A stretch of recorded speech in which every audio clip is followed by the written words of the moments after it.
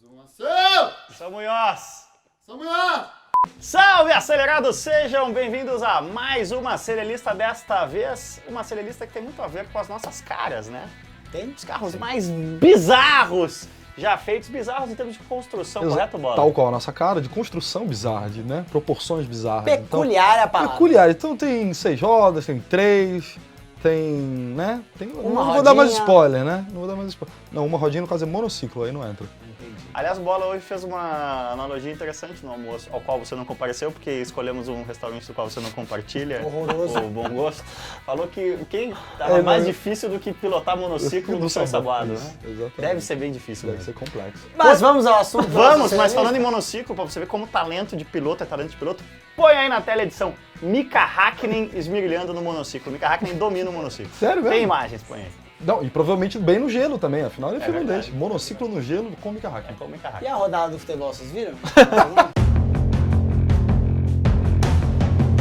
O quinto lugar é um quinto carro lugar. de Fórmula 1, o Tyrrell P34, o popular carro de 6 rodas, lançado para a temporada de 76. As regras da F1 nos anos 70 limitavam a largura da asa dianteira em 1,5 m. Para caber toda a mecânica de suspensão e direção, as rodas da maioria dos carros ficavam posicionadas além da asa, o que aumentava muito o arrasto aerodinâmico. A ideia da Tyrrell foi fazer rodas menores com apenas 10 polegadas para ficar não só além dela lateralmente, Bola, mas também abaixo. Como as rodas pequenas tinham pouca superfície de contato, a Tyrrell teve que usar 4 rodas na frente, né, para manter aí a mesma área de contato com o solo. O resultado não foi tão decepcionante não com essa bizarrice aí. Uma pole e uma vitória com Jori Scheckter na Suécia em 76. Outra coisa que eles descobriram que era boa no final é que, como tem freio nas 4 rodas da frente, a capacidade de frenagem do carro era melhor. O conceito Olha foi... que legal essa imagem. A suspensão, quer ver? Se liga, olha aí, que louco. Eu gostaria que você voltasse na outra imagem. Muito obrigado. Mas você sabe que é muito polêmico. Eu estava lendo recentemente uma entrevista do Jori Scheckter sobre o Tyrrell de 6 rodas. Ele fala que o grande argumento, se não me engano, o projetista desse carro foi Harvey Postlethwaite. E o grande argumento foi essa questão do arrasto aerodinâmico, né? Só que o Jori Scheckter fala, mas o arrasto aerodinâmico é do carro, né? O CX ele tá vindo de toda a área dianteira do carro, não só da área dos pneus. Sim. Então, na verdade, o quão você... Diminuiu um pouco, mas...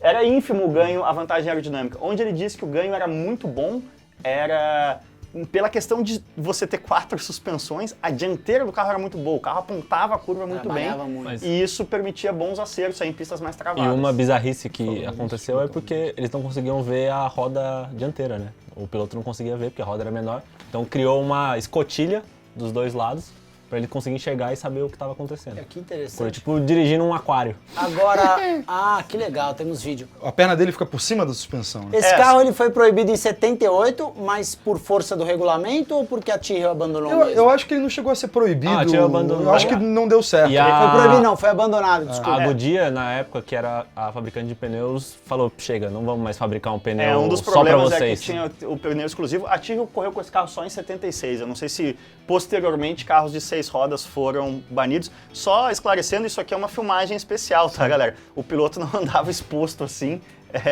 numa circunstância normal de corrida. Carros de 6 rodas foram proibidos depois. não Depois sim, lembro se- depois sim. é. Não talvez não na época desse, mas depois foi. E só outro fato interessante, eu também estava vendo uma matéria esses dias sobre esse carro, o projetista escondeu até o último momento dos pilotos, então nem os pilotos sabiam, e um dos primeiros caras que ficou sabendo era o Jack Stewart, que tinha sido campeão pela Tyrrell alguns anos antes, e disse que ele simplesmente cuspiu a bebida, na hora que o cara contou pra ele que ia fazer um carro de 6 rodas, ele estava no avião, cuspiu a bebida no cara. Eu li que eles, De- na hora da de tão apresentação, surpreso. o carro estava coberto e eles botaram suportes, fizeram uma armação Sim, pra achar feio. que são 4 rodas normais.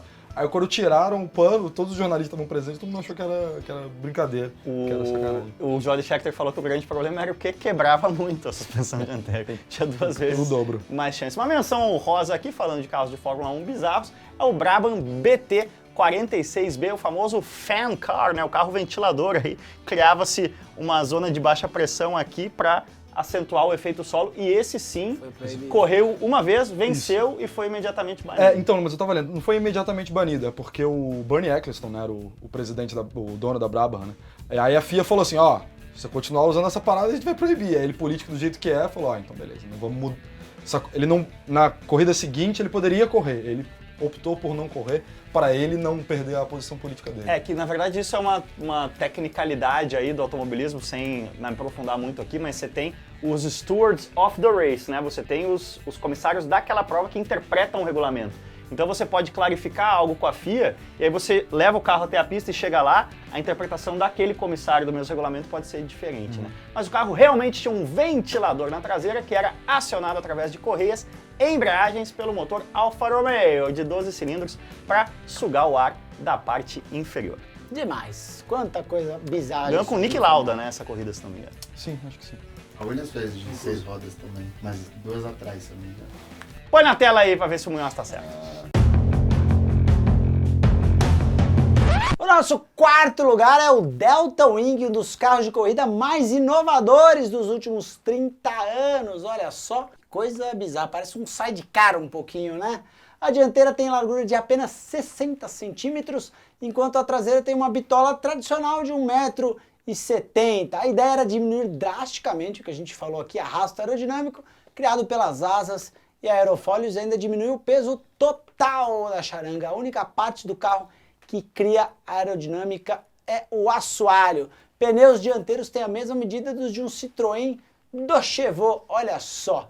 Resultados dessa baratinha aí. Classificou em 29º lugar em Le Mans em 2012 e o grande resultado é apenas um 5º lugar em Petit Le Mans em 2012. Realmente não foi pra frente. É, mas é que na verdade o Delta Wing... Quer dizer, foi, mas não foi muito pro lado. Não, ele ia muito. O projetista fala, você quer entender, mais do que tirar a parte aerodinâmica, é uma questão de conceito mesmo, de distribuição de peso, né? É muito inovador, é jogar todo o peso atrás. E o projetista explicava, você quer entender como o carro vai fazer curva só com a roda dianteira ali sozinha na frente, são duas, né? Mas só com a pouca área ali. Ele fala, deita um martelo e vê o quão fácil é você mexer a ponta do cabo ali. Como não tem peso nenhum aqui, o carro esterça muito. A gente nunca vai saber do que o Delta Wing seria realmente capaz, porque ele foi comissionado em 2011, quando a Fórmula Indy criou uma concorrência para qual seria o próximo carro, e essa empresa foi formada para isso, o Delta Wing apresentou esse conceito inovador. Houve um furor nos Estados Unidos, mas a Fórmula Indy achou muito radical, e eles ficaram com esse projeto na mão. E aí o carro acabou correndo em Le Mans como uma garagem 56, né, que é o carro que não precisa se enquadrar em nenhuma categoria. E depois, quando entrou essa graninha da Nissan, ele até virou um coupé e foi meio que encaixado ali na LMP2 da INSA, né, o campeonato de carro esporte dos Estados Unidos. Mas ele nunca teve, a gente estava até falando no almoço. Para saber se o conceito Delta Wing funciona ou não, você teria que pegar o mesmo motor, o mesmo regulamento de combustível, peso e tal, para ver se fazendo esse carro triangular igual nas mesmas medidas de um carro convencional, se seria mais eficiente. Porque ele não foi feito para competir em nenhuma categoria, ele foi nunca feito para ser um novo carro da Fórmula Indy. Da Fórmula Indy, né? E ele não é um carro feito pela Nissan, né? Muita gente acha que ele é um a Nissan abraçou o Nissan. projeto como garagem 56 em Le Mans e quando o Delta Wing foi apresentado ele não tinha motorização, né? Então a motorização era a Nissan. Então só 2 curiosidades que a gente até estava falando no almoço. Esse almoço que eu não fui. Exatamente, no restaurante que a gente escolheu arbitrariamente. Um restaurante azul, né? Isso. É legal que as rodas dianteiras, porque elas são muito juntas, o desgaste do pneu é praticamente o mesmo, porque você não tem nenhum monta em cima do outro. E outra coisa, como é tão pouca massa em cima do eixo dianteiro, os amortecedores e molas vêm de uma mountain bike, cara. Esse é o quão leve é aquela estrutura da frente, é muito legal. Que e aí, louco! O pneu que a gente tava falando do Chevaux é rigorosamente a mesma medida e raio do Chevaux. Que barato. Menção honrosa para o Nissan GT-R LM Nismo, o único carro da série LMP1, ou seja, dos maiores protótipos do mundo, mais avançados ali, onde correram Porsche, Toyota e Le Mans, com motor e tração dianteira, né? Geralmente os carros têm motor e tração traseira. Esse também não fez grande Esse foi o retumbante fracasso. Esse sim foi um estrepitoso fracasso, porque ele entrou para competir no regulamento P1, achando-se ali a Nissan que tinha uma sacada genial e na prática... Tomou pau até de P2, né? Não, quebrou os e dois. mais né? do que isso, o carro quebrava desgraçadamente. Porque ele nem era só tração dianteira, ele tinha um gerador que mandava força elétrica para trás, mas se eu não me engano o motor a combustão era só para a roda dianteira e foi uma bosta. E a curiosidade é que o protótipo Nissan de tração e motor dianteiro foi desenhado pelo mesmo cara que teve a ideia do Delta Wing. Ele desenhava assim, todo mundo chegava para desenhar o carro, Ele era o Prancheta diferentão. aqui, ele começava aqui. Aí ele dava a volta e começava a desenhar de ponta cabeça o carro. Entendi. Aí saía essas coisas, Entendi, entendeu? era o diferentão. Ele era o diferentão, bola. O terceiro lugar é do Amphicar, que possui a distinção de ser o carro anfíbio não militar mais vendido de toda a história. Talvez com Ganhou 10 dois, unidades já é o Exatamente. suficiente. Fabricado na Alemanha entre 61 e 65 e vendido até 68. Motor traseiro feito pela Triumph, que na época ainda fazia carros, né? Com 1.150 centímetros cúbicos e 43 cavalinhos. Transmissão de 4 marchas movia as rodas traseiras. Através de outra alavanca, 2 hélices movem o carro dentro d'água. Conhecido por ser o barco mais rápido das ruas e o carro mais rápido da água, Genial. mas a revista Time, uma alfinetada aí, dizia que o Amphicar prometia revolucionar o afogamento, a forma de você se afogar. Um dos donos famosos do Amphicar foi o presidente americano LBJ, Lyndon Johnson, que gostava de assustar seus hóspedes descendo uma ladeira e gritando que estava sem freio, para depois cair dentro de um lago e começar a navegar.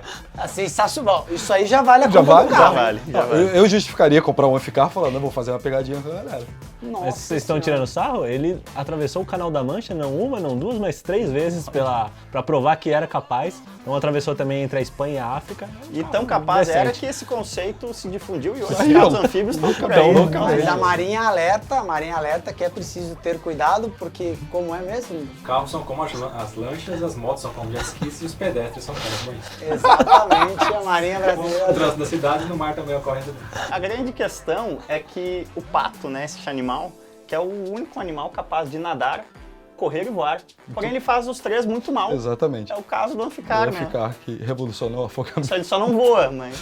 Agora, mais bizarro que um carro anfíbio, só mesmo continuar sem ter um seguro para o seu carro. É por isso que nós contamos com os nossos parceiros da Minuto Seguros, a maior corretora de seguros online do Brasil, com mais de 100 mil clientes.